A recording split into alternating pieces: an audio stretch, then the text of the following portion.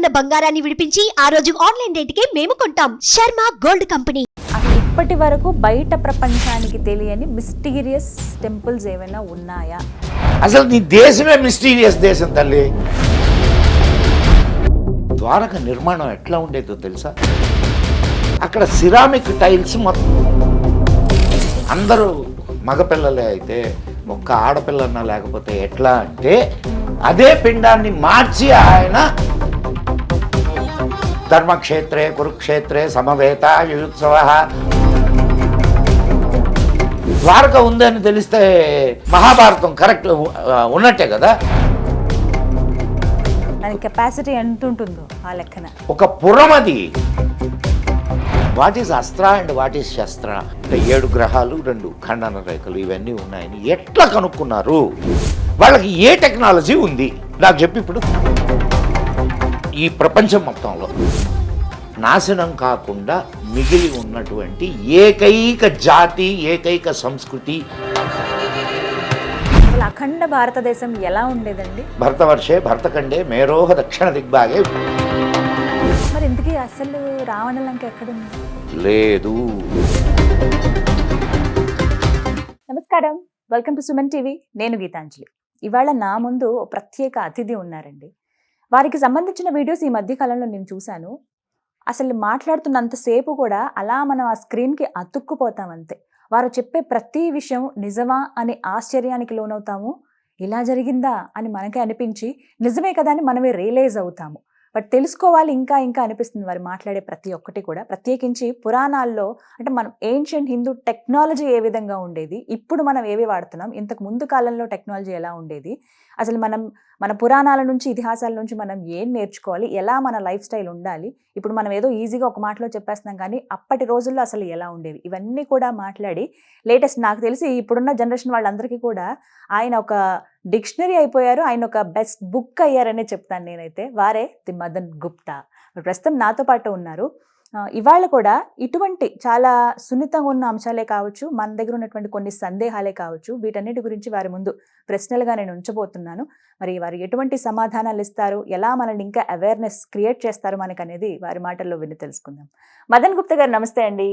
నమస్తే అమ్మా. ఎలా ఉన్నారు? ప్రస్తుతం దాకా బాగానే ఉన్నాను.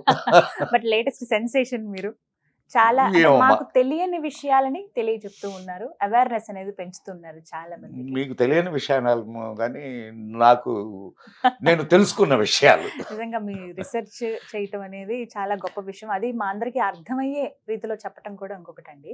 అది నాకు అడగాలనిపించింది మిమ్మల్ని. కామన్గా ఇప్పుడు మన ఎగ్జిస్టెన్స్, మన లైఫ్ చూస్తే ఏ స్టేజ్ నుంచి ఏ స్టేజ్ వరకు వచ్చాం మనం? ఇప్పుడు 5G, 4G, 5G, ఇంతకు ముందు 3G, అలా ఒక్కొక్కటి. ఇంకా కొంచెం నార్మల్ గా చూస్తే గనక ఎద్దుల బండి కావచ్చు, ఇలా ఒక్కొక్కటి డెవలప్ అవుతూ ఆ గ్రోత్ మనం చూస్తూ వస్తున్నాం.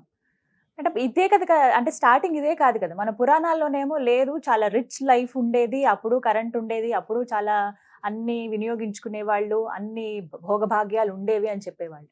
బట్ ఇది ఎక్కడ పొంతన కుదురుతుందా అనేది చాలా మంది వాదన. నిజంగా మనకి పురాణాల్లో అన్ని ఉండుంటే ఇప్పుడు ఎందుకు మళ్ళీ మొదటి నుంచి మళ్ళీ రావడం? నువ్వు ఒక ప్రశ్న వేసావు, నేను ఒక ప్రశ్న వేస్తాను.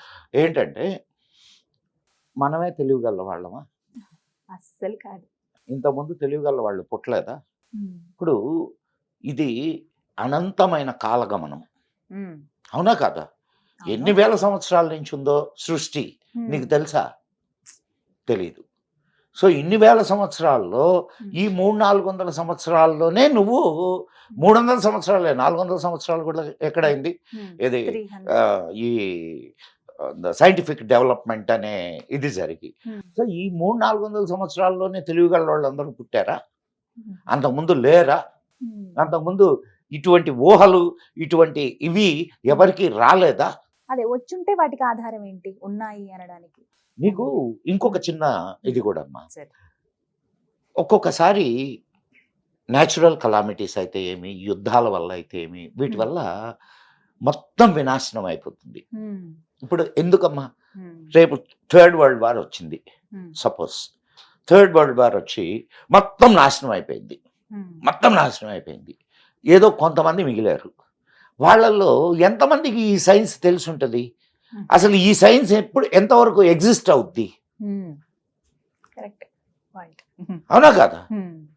నువ్వు మహాభారత యుద్ధాన్ని ఇప్పుడు వద్దాం. ఇప్పుడు నువ్వు అడిగిన ప్రశ్నకి నేను నీకు ఒక లాజికల్ థింకింగ్ కానీ ఏర్పడితే మన శాస్త్రాలని వాటిని ఆ లాజికల్ పర్స్పెక్టివ్తో నువ్వు చూడడానికి అవకాశం ఉంటుంది. నువ్వు అస్త్రాలు శస్త్రాలు మనకు చెప్పినవి.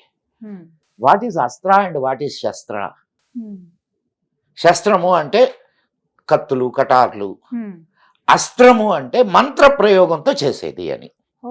ఏంటి మంత్రం? మనకు తెలియని చాలా రకాల సిస్టమ్స్ వాళ్ళకి తెలిసి ఉండేవి. ఇప్పుడు నువ్వు డిస్క్రిప్షన్స్ ఏది రామాయణంలో కానీ మహాభారతంలో కానీ యుద్ధ సమయంలో వాళ్ళు ఉపయోగించినటువంటి శస్త్రాలు అస్త్రాలు వాటి డిస్క్రిప్షన్స్ కానీ నువ్వు చదివితే ఈరోజు మనం ఏ అటామిక్ పవర్స్ని ఇది చేస్తున్నామో ఆ అటామిక్ ఇదంతా కూడా నీకు అక్కడ కనిపిస్తుంది. ఓకే, సో అదొకసారి చెక్ చేస్తే మనకు తెలుస్తుంది అన్నమాట. నీకు లేవని ఎట్లా చెప్తావు చెప్పు? అండ్ ఒక సభ్యత నాశనం అయిపోయింది. బట్ ఎలా ఉండేది సార్ అవి చెప్పండి, అప్పుడు టెక్నాలజీ ఎలా ఉండేది? నీకు ఇంకొక గొప్ప విషయాన్ని ఇక్కడ చెప్పిన తర్వాత అప్పుడు ప్రయోగించడమే కాదు ఉపసంహరించడం కూడా వాళ్ళకి తెలుసు. నిజమే, నిజమే సార్, ఇది విన్నాను నేను. ఈరోజు వదిలింది ఇంకా అంతే మటాష్. ఇంకా వెనక్కి తీసుకునేది ఉండదు, వెనక్కి తీసుకునే అవకాశమే లేదు నీకు. ఇంకా అటువంటిప్పుడు ఇది పిచ్చివాడి చేతిలో రాయి అంతేనమ్మా. ఎవడి కోపం వచ్చినా వాడు ఇప్పుడు చూడు, వాడు చూడు వాడి దగ్గర ఉండే దీన్ని ఏం మాట్లాడుతున్నాడు వాడు? పిచ్చివాడి చేతిలో రాయా కాదా? ఎవడి తలబగులుతో తెలియదు. సో ఈరోజు మనం ఉన్నటువంటి అయితే ఆనాటి కాలంలో విద్య ఆధ్యాత్మికత ప్లస్ సైన్స్ ఈ రెండింటిని కలిపి నేర్పించేవాళ్ళు. దానివల్ల నువ్వు ప్రయోగించేటటువంటి అస్త్రం కానీ శస్త్రం కానీ ఒక రీజనబుల్ అంటే ఒక ప్రయోజనం కోసం దాన్ని ఉపయోగించేవాళ్ళు. ఇప్పుడు ధర్మరక్షణ కోసం జరిగింది ఆ యుద్ధం. ఇప్పుడు బ్రహ్మశిరోనామకాస్త్రం ఎవరు ప్రయోగించారు? మనకు మొన్న సినిమా కూడా వచ్చింది కదా, ఎవరు? కల్కి సినిమా, అశ్వత్థామ. ఏమని ప్రయోగించాడు? అపాండవ మగుగాక అని ప్రయోగించాడు. అంటే స్పెసిఫిక్ గా నువ్వు దానికి ఫీడ్ చేస్తే ఇన్ఫర్మేషన్ ని కరెక్ట్ గా అది ఆ పర్టికులర్ దీన్నే నాశనం చేస్తుంది, టార్గెట్ చేస్తుంది. ఎక్కడ మీరు చూడండి, దాంట్లో అక్కడ ఉప పాండవులందరూ చచ్చిపోతారు. ఉప పాండవులు చచ్చిపోయిన తర్వాత ఈమె గర్భంలో ఉన్నటువంటి పరీక్షిత్తు కూడా కృష్ణుడు కాపాడతాడు. He knows the technology to how to protect that, దీని నుంచి ఎలా కాపాడాలి అనేది ఆయనకు తెలుసు. ఈ మధ్యకాలంలో ఏదో ఒక సినిమా చూశాను నేను, చాలా బాగా అనిపించింది నాకు. కృష్ణుడిని he's a engineer and he's a good musician, good philosopher అని చెప్పి వరుసగా ఆయన గుణాలు. Yes, it is true. మన వాళ్ళు చెప్తుంటారు ఐన్స్టైన్ తన మేధస్సులో 5% 10% ఉపయోగించుకున్నాడు అని.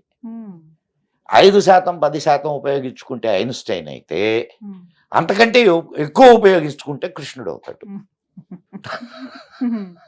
అవునా కాదమ్మా? సో ఆ రోజు టెక్నాలజీ లేవని అనుకోవడం చాలా తప్పు. అండ్ ఇంకొక విషయం మీకు చెప్తాను. నేను కొన్ని రీసెర్చ్ పేపర్స్ అవి చదువుతుంటే నాకు ద్వారక మునిగిపోయింది కదా, ద్వారక నిర్మాణం ఎట్లా ఉండేదో తెలుసా? అక్కడ సిరామిక్ టైల్స్ మొత్తం రోడ్లంతా పరిచున్నాయి. రోడ్ల పైన ఆ ఏరియా అంతా సిరామిక్ టైల్స్. అంటే 5,000 సంవత్సరాల క్రితం నీకు సిరామిక్ టైల్స్ టెక్నాలజీ ఉన్నట్టే కాదా? ఉందా కాదా? ఉన్నట్టా లేదట? ఉన్నట్టే. మరి ఈ రోజు మనం సిరామిక్ టైల్స్ వాడుతున్నాం అంటే దాన్నే ఇక్కడికి తీసుకొచ్చారని నేను చెప్పట్లేదు. బట్ అప్పుడు ఉండేది. అండ్ నీకు ఇంకొక విషయం చెప్తాను నేను. మీ కారు ఉందా? ఉంది సార్. ఎంత దాని power? 3 HP. 3 HP. What is that 3 HP? Horse power. అక్కడ వాళ్ళు ఏం ఉపయోగించారు రథాలకి? హార్స్లే, గుర్రాలే. ఏమో గుర్రాలనే ఉపయోగించారు, గుర్రాల పవర్ని ఉపయోగించారు. అర్థమవుతుందమ్మా? సో ఈ రోజు కూడా మనం దాని మెజర్ చేయడానికి హార్స్ పవర్ అనే వాడుతున్నాం. అవునా కాదమ్మా? సో లింక్ చేసుకుంటే చాలా మనకి కనెక్ట్ అవుతాయమ్మా. నేను అన్నది అదే. ఈ రోజు మనమే తెలియగల వాళ్ళం, మనమే మేధావులం, మన సైన్స్ మన దగ్గరే ఉంది. ఇంకా మనమే సృష్టించాము, కనిపెట్టాము అని అనుకోకూడదు. ఇంతకు మించినవి మన పురాణాల్లో ఉన్నాయి. నీకు మనకు కొన్ని శాస్త్రాలు ఉన్నాయమ్మా. నువ్వు సరేనమ్మా, నేను ఒక విషయం అడుగుతాను చెప్పమ్మా. కొన్ని వేల సంవత్సరాల క్రితం, కొన్ని వేల సంవత్సరాలు ఎంత అనేది మనం దానికి వేరే లెక్కలు ఉన్నాయి, కానీ ఆ లెక్కలన్నీ చెప్పుకుంటుంటే జనాలకు అర్థం కాదు. కొన్ని వేల సంవత్సరాల క్రితం భూమి గుండ్రంగా ఉందని, సూర్యుడికి ఇంత దూరంలో భూమి ఉందని, చంద్రుడు, నవగ్రహాలు అంటే 7 గ్రహాలు 2 ఖండన రేఖలు ఇవన్నీ ఉన్నాయని ఎట్లా కనుక్కున్నారు? వాళ్ళకి ఏ టెక్నాలజీ ఉంది నాకు చెప్పి. ఇప్పుడు మన సైంటిస్టులు కనుక్కున్నవి ఇవన్నీ కనుక్కున్నారుగా మనోళ్ళు. ఇప్పుడు మీదే ఊరు? నేటివ్ వెస్ట్ గోదావరి, భీమవరం దగ్గర పాలకోడేరు. మీ ఊళ్ళో బ్రాహ్మడు ఉన్నాడా? నేను ఊరికే ఉన్నాడా? మీ ఇంట్లో పెద్దోళ్ళు ఏ కార్యం కావాల్సిన ఆయన దగ్గరికి పోయి, అయ్యా ఈ రోజు బాగుందా లేదా అడుగుతారా? ఆయన రే ఈరోజు అమావాస్య, ఈరోజు పౌర్ణమి, ఈరోజు పలానా రోజున నీకు గ్రహణం వస్తుంది, ఇవన్నీ చెప్తున్నాడా లేదా? చెప్తారు. ఏం సైన్స్ ఉంది వాడికి? పంచాంగం చూసి చెప్తారు ఆయన. పంచాంగం ఎక్కడిది? పంచాంగం ఎన్ని వేల ఏళ్ల నాటిది? ఎట్లా సృష్టించబడింది? అవునా కాదా? నువ్వు ఆ రోజు ఉన్నది సైన్స్ కాదని బాక. నేను అంటున్నది ఏంటంటే ఈ రోజు ఉన్నది సైన్స్ ఓకే, కానీ ఆ రోజు ఉన్నది కూడా సైన్సే. కాకపోతే నీకు తెలిసినటువంటి రూపంలో ఉండకపోవచ్చు. That's a different issue. ఇప్పుడు మనం చూస్తున్న విధానమే కాదు, ఇదే విధానంలో ఉండాలనే రూల్ ఏం లేదు అక్కడ. ఇప్పుడు నీకు మహాభారతాన్ని యుద్ధం ఎట్లా జరుగుతుంది అని చెప్పి వేదవ్యాసుడు సంజయుడికి ఒక హైయెస్ట్ టెక్నిక్ ని చెప్పిపోతాడు. ఎందుకనంటే ధృతరాష్ట్రుడికి చెప్పాల. సో యుద్ధం జరిగేటప్పుడు ఈ లైవ్ కామెంటరీ ఇస్తాడు. ఆయన చూడలేడు కాబట్టి లైవ్ కామెంటరీ ఇస్తాడు. ఎలా హౌ ఇక్కడి నుంచి అక్కడికి ఎట్లా? అది టెక్నాలజీ కాదంటే ఎట్లా? ఫోన్లు ఉన్నాయి సార్ అప్పుడు. ఏమో ఫోన్లు ఉన్నాయో లేదో తెలియదు. లైవ్ టెలికాస్ట్ ఇస్తాడు. ధర్మక్షేత్రే కురుక్షేత్రే సమవేత యుయుత్సవ మామక పాండవాశ్చైవ కిమకుర్వత సంజయ దృష్ట్వాతు పాండవాణీకం వ్యూఢం దుర్యోధనస్తదా ఆచార్యముపసంగమ్య రాజా వచనమబ్రవీత్. వరుసగా చెప్తాడు. మీకు భగవద్గీతలో మొదటి ఇవన్నీ చదివితే అక్కడ యుద్ధం ఎట్లా జరుగుతుందో చూపిస్తాడు. టెక్నాలజీ లేదని ఎందుకు అనుకుంటాం ఇలాంటివన్నీ చెప్పిన తర్వాత? చక్కగా చెప్పారు sir. Thank you so much for your time. నమస్కారం. ఓం నమః శివాయ.